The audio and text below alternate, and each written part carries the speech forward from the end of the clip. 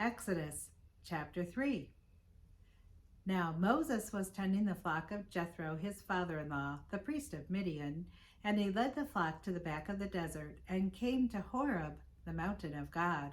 And the angel of the Lord appeared to him in a flame of fire from the midst of a bush. So he looked, and behold, the bush was burning with fire, but the bush was not consumed. Then Moses said, I will now turn aside and see this great sight, why the bush does not burn. So when the Lord saw that he turned aside to look, God called to him from the midst of the bush and said, Moses, Moses. And he said, Here I am. Then he said, Do not draw near this place. Take your sandals off your feet, for the place where you stand is holy ground. Moreover, he said, I am the God of your father, the God of Abraham, the God of Isaac, and the God of Jacob. And Moses hid his face, for he was afraid to look upon God. And the Lord said, I have surely seen the oppression of my people who are in Egypt, and have heard their cry because of their taskmasters, for I know their sorrows.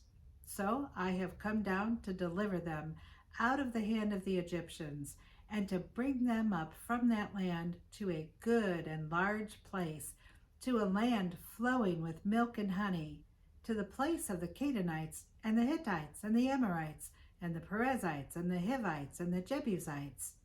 Now therefore, behold, the cry of the children of Israel has come to me, and I have also seen the oppression with which the Egyptians oppress them. Come now therefore, and I will send you to Pharaoh, that you may bring my people, the children of Israel, out of Egypt. But Moses said to God, Who am I that I should go to Pharaoh, and that I should bring the children of Israel out of Egypt? So he said, I will certainly be with you, and this shall be a sign to you that I have sent you. When you have brought the people out of Egypt, you shall serve God on this mountain. Then Moses said to God, Indeed, when I come to the children of Israel and say to them, The God of your father has sent me to you, and they say to me, What is his name? What shall I say to them? And God said to Moses, I am who I am. And he said, Thus you shall say to the children of Israel, I am has sent me to you. Moreover, God said to Moses, Thus you shall say to the children of Israel, The Lord God of your fathers, and the God of Abraham, the God of Isaac, and the God of Jacob, has sent me to you. This is my name forever, and this is my memorial to all generations. Go and gather the elders of Israel together, and say to them, The Lord God of your fathers, the God of Abraham, of Isaac, and of Jacob, appeared to me, saying, I have surely visited you and seen what is done to you in Egypt. And I have said, I will bring you up out of the affliction of Egypt, and to the land of the Canaanites, and the Hittites, and the Amorites, and the Perizzites, and the Hivites, and the Jebusites, to a land flowing with milk and honey.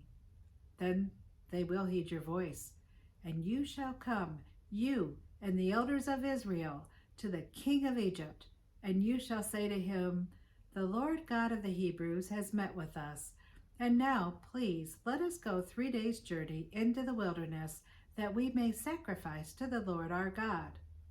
But I am sure that the king of Egypt will not let you go, no, not even by a mighty hand. So I will stretch out my hand and strike Egypt with all my wonders, which I will do in its midst. And after that he will let you go. And I will give this people favor in the sight of the Egyptians, and it shall be, when you go, that you shall not go empty-handed.